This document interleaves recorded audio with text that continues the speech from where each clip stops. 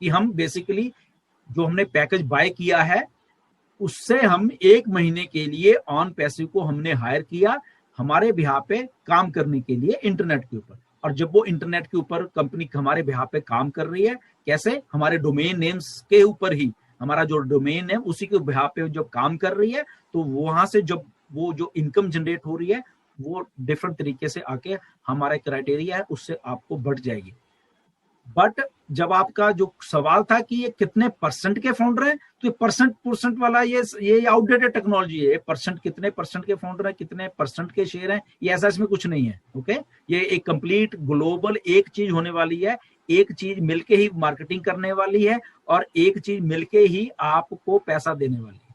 उसमें परसेंटेज वाला कोई फंडा नहीं है। पहली बात तो मे बी किसी महीने आपके डाउन में या आपके उसमें बहुत सारे फाउंडर्स एक्टिवेट हैं या अगले महीने नहीं है, तो आपकी इनकम भी फ्लक्चुएट होने वाली है इसमें। ओके, कई में भी कई बार थोड़ी ज्यादा, कई बार थोड़ी कम, कई बार और ज्यादा, तो वो भी होने वाली है रियल टाइम में जो ऑन पैसे चल रहे हैं। बट क्राइटेरिया यही है कि आप पैकेज बाय कर रहे हो, ऑटोमेशन में है पैकेज बाय करने, इसके लिए 100% वो लोग बाय ही करने वाले हैं। ओके, तो इसलिए आपकी इनकम डाउन नहीं जाएगी, अप जाती रहेगी, क्योंकि नंबर ऑफ पैकेजेस जो बाय होंगे वो बढ़ते जाएंगे बढ़ते जाएंगे बढ़ते जाएंगे और आपकी इनकम भी उसके साथ में ही बढ़ती जाएगी। तो इसमें परसेंटेज वाला कुछ भी फंडा नहीं है। Okay, so pure business, pure IT company, pure internet आपके बिहाफ पे काम कर रहा है, बस। तो सर इनका दूसरा क्वेश्चन ये है कि सर मीटिंग में बोला जाता है कि लॉन्च के साल भर में 0 टीम वाले के नीचे भी 1000 व्यक्ति आ सकते हैं। तो माना कि सर 1000 आदमी आ गए, तो उन 1000 आदमियों से हमको इनकम कैसे होगा? देखो यार, देखो एक सिस्टम को, ऑन पैसिव को समझो। ओके, ऑन पैसिव को देखो, पैकेज बाय हो रहा है, मार्केटिंग हो रही है। ओके, मार्केटिंग का हो रहा है का इट मींस के सब जगह पे मार्केटिंग हो रही है, कस्टमर्स आ रहे हैं, सारे कह रहे हैं। उन कस्टमर का आपके बिहाफ पे अगर वो 1000 आपके नीचे आए हैं तो दैट मींस उसको मल्टीप्लाई भी तो होने हैं ना। तो मल्टीप्लाई कैसे होना है, क्योंकि उनके जो डोमेन्स हैं, अगर जो 1000 डोमेन्स आपके नीचे हैं, वो 1000 भी मार्केटिंग कर रहे हैं ऑटोमेशन में जाके। वो मैनुअल नहीं हो रहा सारा कुछ, वो ऑटोमेशन में हो रहा है सारा कुछ। तो वो जनरेशन जो हो रहा है, अब जब आप बात करते हो ना, बहुत सारे हमारे फाउंडर वो बात करते, सर मेरे नीचे 10 फाउंडर हैं, मेरे नीचे 20 है, मेरे नीचे 50 है, तो मेरी कितनी इनकम होगी? ये आप बिल्कुल भी जज नहीं कर पाओगे। क्यों? क्योंकि मैं बार बार ये बोलता हूं कि जब अब मार्केटिंग हो रही है तो कितने लोग वहां पे आ रहे हैं रियल टाइम में, वहां पे 10 लोग आ रहे हैं, वहां पे 100 आ रहे हैं, या वहां पे 10,000 आ रहे हैं, वो रियल टाइम में हमें मालूम चलेगा। ओके, बट वो बढ़ते जाएंगे। क्यों बढ़ते जाएंगे? क्योंकि मल्टीप्लिकेशन हो रही है, लोग आ रहे हैं, कस्टमर आ रहे हैं, and then there is a criteria of triple entry, influencers आ रहे हैं, ये हो रहा है, वो, तो इतना कुछ हो रहा है। तो आप अगर आज ये सोचते हो कि मेरे 10 लोग की टीम है या 1000 की टीम है, तो वो 1000 की नहीं है। ओके, जब वहां पे ऊपर से ट्रिपल एंट्रीज जनरेट होगी, तो उन ट्रिपल एंट्रीज में भी 1 लाख ट्रिपल एंट्री जनरेट होगी, और 1 लाख में से में भी आपको उस 1 लाख में से 50-100 मिल गई। ओके, 50 मिल गई या 100 मिल गई या 10 मिल गई, वो रियल टाइम में मिलने वाली है। अब वो मिल गई, उसके अगले दिन ही या 10 दिन के बाद या 5 दिन के बाद और बहुत सारी एंट्री जो की हैं ट्रिपल जनरेट हो रही हैं, उनका भी हिस्सा आपके नीचे आके कहीं ना कहीं भी आके गिरने वाला है। उसके बाद कंपनी के मार्केटिंग कैंपेन से लोग आ रहे हैं, कस्टमर आ रहे हैं, वो मिलने वाले हैं। फॉर एग्जांपल 1 महीने में, फॉर एग्जांपल जब ऑन पैसे मार्केटिंग कर रही है, तो वहां पे 1 लाख लोग आ गए, 2 लाख हो गए, 4 लाख लोग आ गए, तो उनका हिस्सा भी तो आपको आने वाला है ना।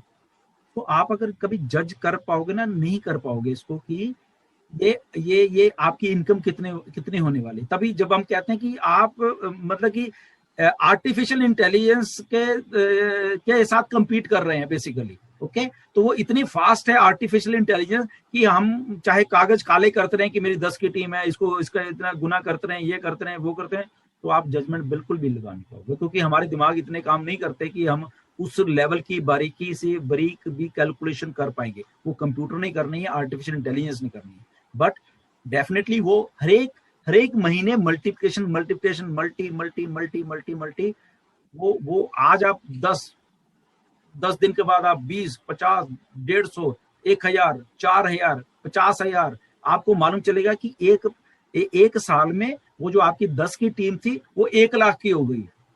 मल्टीप्लाई मल्टीप्लाई मल्टीप्लाई मल्टीप्लाई, जब ऐसे कंपाउंडिंग होती है ना तो फिर आपको ये चीज सोचने की, इसलिए मैं बार बार कहता हूँ कि ये कागज पे ना वो ड्रा करने वाला सिस्टम बंद कर दीजिए, ये नहीं होगा, आपसे किसी से नहीं होगा। हमने तो कई किया हुआ है, दो साल पहले से बहुत हमने भी कागज काले किए हैं कि कितनी इनकम आने वाली है, कैसे होने वाली है।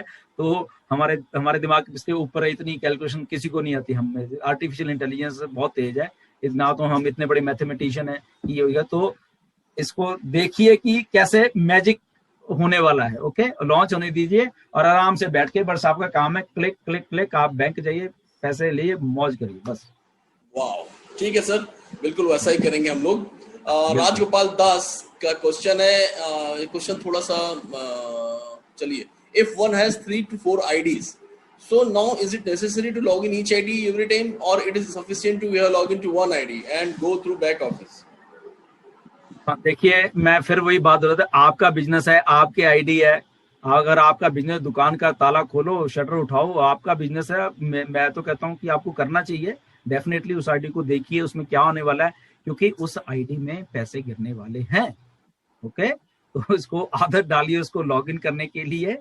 पैसे कब गिर जाएं, कितने गिर जाएं, वो लॉगिन करोगे तभी मालूम चलेगा। सर उनका क्वेश्चन ये है कि मान लो मेरे पास 3-4 आईडी अलग अलग है घर में, तो क्या हर आईडी बार बार अलग अलग खोलनी पड़ेगी, क्या एक ही आईडी खोलूंगा और सारे लोग का लॉगिन करूंगा? बिल्कुल बिल्कुल, बार बार यहाँ जो भी है, हर एक आईडी एक यूनिक ईमेल के साथ जुड़ी हुई है। ठीक है ना, आपको मालूम है एक यूनिक ईमेल है आपके रजिस्टर्ड, उसी पे हुई है। ओके, तो यस, आपको उसमें से कुछ भी करने के लिए या वो अलग से ही खोलनी पड़ेगी जब भी आप उसको लॉगिन।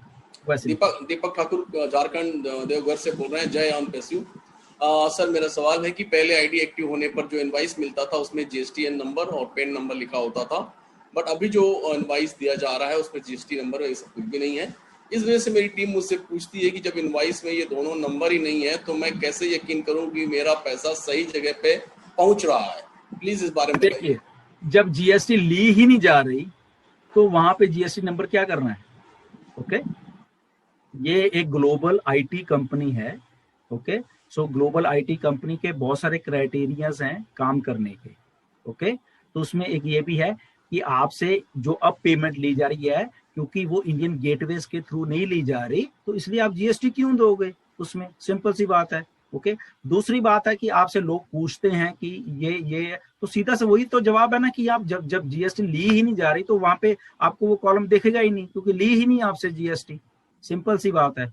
ओके, तीसरी बात यह है कि उनको ऐसे क्वेश्चनिंग, अगर उनको ऐसा लगता है कि नहीं ये कुछ गलत हो रहा है, तो फिर हमारा वही वाला आंसर है कि आप बैठ जाइए प्लीज। अगर आपको ऑन पैसे के ऊपर नहीं आपको फेथ है, इसको लॉन्च नहीं दीजिए, तब आ जाइए, तब आपको जब हो जाएगा। तो ये सारी चीजें क्राइटेरिया है।